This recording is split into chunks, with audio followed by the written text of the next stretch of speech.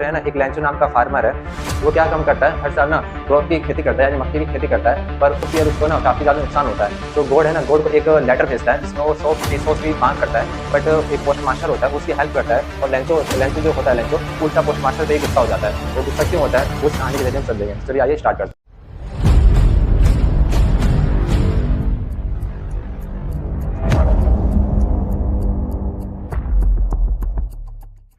Hello dear student, today we start a new chapter जिसका नाम है ए लेटर टू गॉड। ये जो चैप्टर आपके जो क्लास 10 की जो इंग्लिश की बुक है फर्स्ट फ्लाइट, उसका चैप्टर नंबर फर्स्ट है। आज हम इस वीडियो में इस चैप्टर का कंप्लीट रिवीजन एंड कुछ इंपॉर्टेंट पॉइंट के बारे में डिस्कस करेंगे। स्टार्ट करने से पहले मैं एक सभी बच्चों से उन बात कहना चाहूंगा जो ये सोचते हैं कि ये चैप्टर मुझे पहले समझ में नहीं आया तो अब क्या समझ में आएगा, या जिनका ये फर्स्ट टाइम है, तो उन सबसे मैं एक ही बात कहना चाहूंगा कि वीडियो को आपको शुरू से लेके लास्ट तक देखना है। या हमारा वादा है कि आपसे ये चैप्टर आपको अच्छी तरीके से समझ में आने वाला है। तो चलिए स्टार्ट करते हैं, जिसका नाम है ए लेटर टू गॉड।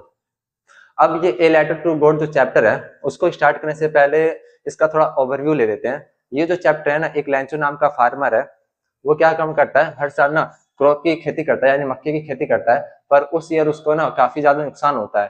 तो गॉड है ना, गॉड को एक लेटर भेजता है जिसमें वो 100 की मांग करता है, बट एक पोस्ट मास्टर होता है उसकी हेल्प करता है। और लेंचो लेंचो जो होता है, लेंचो उल्टा पोस्ट मास्टर पे ही गुस्सा हो जाता है। वो गुस्सा क्यों होता है, उस कहानी के जरिए हम समझेंगे। चलिए आइए स्टार्ट करते हैं।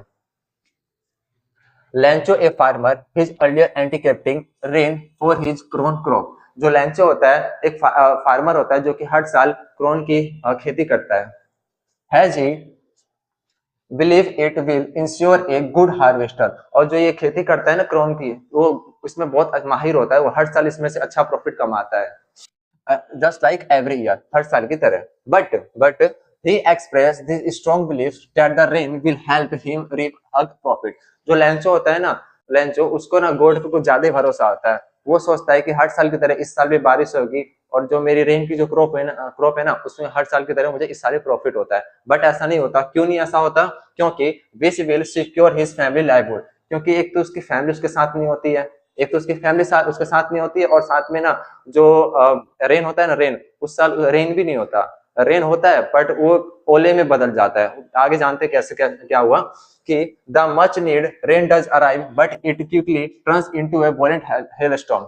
जो रेन तो होता है बट वो क्या होता है, बर्फ में बदल जाता है, बर्फ के गोले में बदल जाता है, जिसके कारण जो क्रोन की जो खेती है ना, जो क्रोन क्रॉप की जो खेती है, वो सारी की सारी क्या हो जाती है, डिस्ट्रॉय हो जाती है। अब क्या होता है कि despite the destructions Lencho does not lose faith in God. जो लेंचो का जो भरोसा था ना, अभी भी जिंदा था। क्यों? क्योंकि जो उसको पता था कि जो गॉड है ना, वो मेरी कहीं ना कहीं से पक्का हेल्प करेंगे। तो क्या काम करता है कि his belief his unshaken Lencho decide to write a letter. वो क्या डिसाइड करता है कि अगर मैं गॉड को किसी तरह अपना मैं मैसेज भेज सकूं तो कहीं ना कहीं मेरी हेल्प हो जाए। तो वो क्या करता है कि गॉड को एक लेटर भेजता है कि गॉड की लेटर में क्या लिख के भेजता है कि God explaining the calamity he has face and asking for financial help. वो गॉड को बताता है कि गॉड, मेरी जो फाइनेंशियल कंडीशन है इस ईयर बहुत खराब है। क्यों खराब है? क्योंकि मेरी जो क्रॉप की जो खेती है ना, वो मेरी सारी डिस्ट्रॉय हो गई है, क्योंकि वो सारे उसके ऊपर क्या बर्फ गिर गए थे, बर्फ के गोले गिर गए थे। अब क्या होता है कि he spends the letter to the post office. वो लेटर सब रेडी करके पोस्ट ऑफिस में जाता है देने के लिए। और जब देने के लिए जाता है तो क्या होता है कि fully believing the God will respond and help him. उसको पूरा भरोसा आता है कि अब ये लेटर गॉड तक पहुंचेगा और मेरी हेल्प जल्द से जल्द हो जाएगी। बट ऐसा नहीं होता। क्यों नहीं होता? क्योंकि the postmaster discovered the letter address to God and finds it amazing at first. क्योंकि जब पोस्टमास्टर उस लेटर को जब पढ़ता है, उसमें देखता है कि गॉड का कोई एड्रेस है ही नहीं। जब वो इधर उधर ढूंढता है और उसको कोई एड्रेस मिलता नहीं है, तो समझ जाता है कि कोई नादान बालक है जो कि गॉड पे कुछ ज्यादा ही बिलीव करता है। अब आगे क्या होता है कि postmaster realizing the depth of Lencho faith and determinations, the postmaster decide to help him। जो पोस्टमास्टर होता है ना, वो क्या काम करता है, वो बोलता है कि मैं इस बच्चे का, जो लेंचो नाम का जो बच्चा होता है, जो लेंचो नाम का बच्चा होता है, वो उससे मतलब सोचता है कि मैं इस लेंचो नाम की जो बच्चा है, इसका मैं गॉड पे से भरोसा उठने नहीं दूंगा, मैं इसकी हेल्प करूंगा। अब क्या होता है कि he organized a charitable collections asking for college and friends he contribute money. अब जो पोस्टमास्टर होता है ना, क्या काम करता है कि अपने सैलरी में से कुछ पैसा मिलाता है और आसपास के लोगों से पैसा लेता है एक चैरिटी के द्वारा, कि ताकि मैं जो लेंचो ने जो मांग की थी, जो पैसों की मांग की थी, जो आगे आएगा, आगे नेक्स्ट पैराग्राफ में आएगा, उसमें उसको इकट्ठा करके उसके हेल्प कर सके। तो चलते हैं अगले paragraph. The postmaster manage to gather 70 pesos through this amount is less than 100 pesos the Lencho request. जो लेंचो था ना, उसने कितनी मांग की थी? 100 पीसोस की मांग की थी, यानी इंडियन रुपीज में प्रेजेंट में इसका जो वैल्यू है 419 या 20 है इंडियन रुपीज में, ठीक है। तो जो लेंचो था उसने 100 पीसोस की मांग की थी, बट जो हमारा पोस्टमास्टर था, उसने कितने इकट्ठे किए थे? 70 पीसो इकट्ठे किए थे। अब जो पोस्टमास्टर के पास अब कोई साधन दिख नहीं रहा था कि 100 पीसो इकट्ठा हो, तो उसने क्या किया? 70 पीसो से लेंचो को सेंड कर दिया मेल में, इन्वेलप में रेडी करके। The postmaster and his collabs brought then 70 pesos in one envelope and send it back to Lencho. वापस लेंचो के एड्रेस पे 70 pesos का पार्सल भेज दिया। अब क्या होता है कि लेंचो रिसीव, अब लेंचो को वो पार्सल रिसीव होता है, तो कहानी अब देखना यहीं से कहानी चेंज हो जा रही है कि the envelope but 30 pesos short। अब जो लेंचो है वो क्या बोलता है कि इसमें 30 पीसो मतलब अभी ना क्या है कि 30 जो पीसो है वो कम है।